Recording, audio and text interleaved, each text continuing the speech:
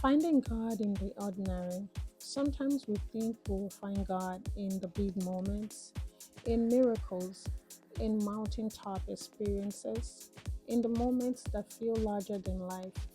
But often, God meets us in the ordinary, in the quiet morning before the house wakes up, in the simple prayer whispered while making breakfast, in the simple acts of love we show our family every day.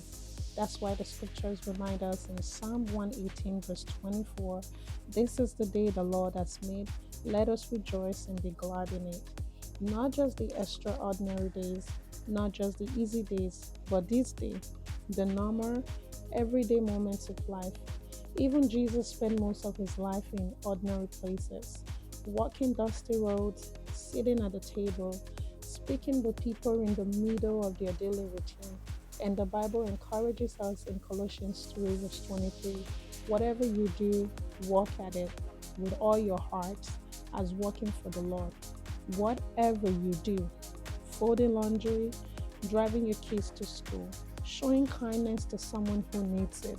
These moments matters because God is present in them all. Sometimes we are searching for signs. Oh, when God has been quietly walking beside us the whole time, in the laughter around the dinner table, in the peace after a long day, in the strength to keep going when we are tired. And in those moments, we remember the promise in Matthew 28, verse 20, "I am with you always," not just in the extraordinary, but in the ordinary moments that makes up our lives.